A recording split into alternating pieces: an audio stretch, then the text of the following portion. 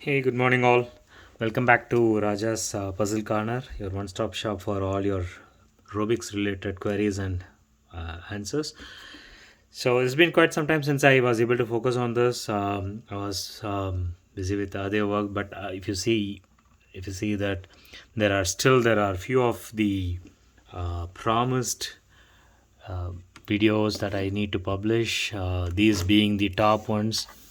I did complete the twisted cube recently, so you would have gone through it. If you're not, please look at it, have a try on this. These are the pending ones in my list, and of course, as and when I get a new one, I'll try to get a new video clip. But right now, these are the focused ones, and today I'm going to focus on the mirror cube. As you see, this looks to be very pretty good, easy, and from the looks and appearance, it's like, oh, okay, it's another 3 by 3. But then apparently, if you look at it, each of them are going to be different, the pieces, and there is not going to be an easy way to identify the centers. It's not color, it's a golden cube. It could also come in a silver flavor, but as I said, once I start it, you will know that it is not easy for us to understand anything, where the centers will be, how to focus, how to direct it, because everything will go in every different directions, and these shapes can be completely misleading and distorting your thoughts. So with that said, I'm going to just jump into the actual solution, but prior to it, I want to have a brief intro on this mirror cube, which we call is sort of one of the tougher cubes, as I mentioned, in the increasing order of toughness. This is one of the tough ones, primarily because of a few reasons that I'm going to explain now. And then comes your windmill, and then your axle. The toughest one is this, which if you solve it, you should be able to get a good shape on it. Let me just show you. I just scrambled it to give an idea on or the perspective of this, but it is actually tougher, very tougher, the toughest one that I've seen.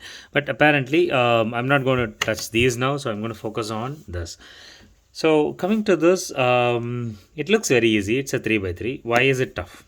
That's a good question to start with. So if you look at it, each of the piece has differing size and shape and orientation. If you see this, it's like segmenting this into three different pieces, both horizontally and vertically, in such a way that each of the piece is unique in itself, which means you should be able to differentiate each of the piece. For example, if you see this, it is the length and the width, the 3D portion of it is definitely unique compared to this is the smallest of all, and this is the largest of all, right? So you will see that they are differing in shape, size, and the orientations.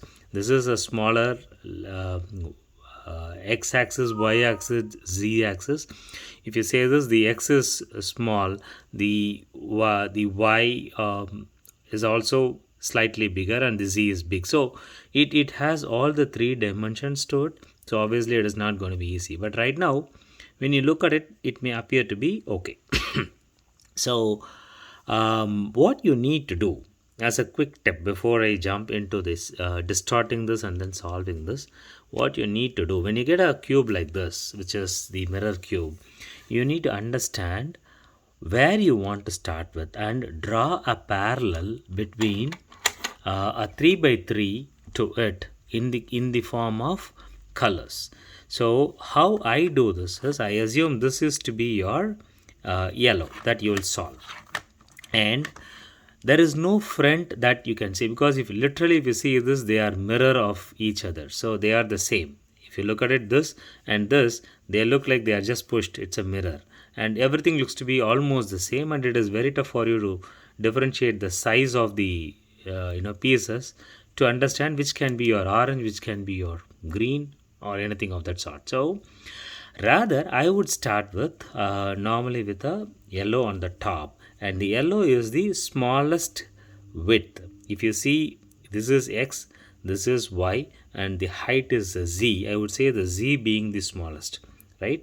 So this piece, if you see it, The X is here, the Y is here, and the Z is here, right? The Z or the Z. So this Z is the one that differentiates this from this and this, right? The same way for the others also. If you see this, the width will change for each of them. So I would start with this being the yellow, where the Z is the smallest, and this being the white, where it could be other way. So if you're going to start with, let's assume this, you're going to start with yellow on the top, you will just start with the white to fix it, and then you go here. So we can do it that way. You should assume this to be the white or yellow. We can start with white because that is an easier convention that we have used in the Frederick method. So if you see this, assume this to be the white layer, and what would be the orange then? That's going to be a tougher proposition because you don't know which is orange. There is no short way of saying that this is the orange. So you should go with some sort of a assumption based on the width. See, if you see this, if you see these centers, this length will coincide with the centers of both. So this will be one orientation. Same way, this will be one. Even though the shapes are different for each of them, the length, which is actually the y-axis and the z-axis, they would match with the centers.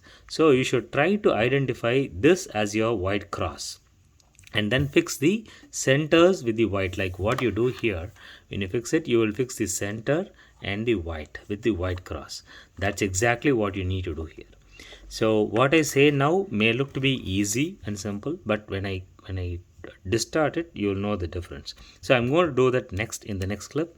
I will distort this and then show you why it is becoming tough and complex to even identify the centers. So till that, I'll take a small break as I normally do. Again, welcome back to Raja's Puzzle Corner, and for those who are not subscribed, I request you, or I would suggest that if you subscribe to my channel, you will have indication or alert when I have the new videos uploaded like this one. So for those who are not subscribed, please do subscribe. It has a whole lot of all the solutions that you are seeing in the back. The only 3 pending are this. All the other cubes have been solved, and there are video clips pertaining to it. So you can go through it, and it will have a lot of time spending your time effectively with solving Rubiks. So with that introduction and marketing, I'm going to take a small break and come back. Thanks a lot. Have a good time there.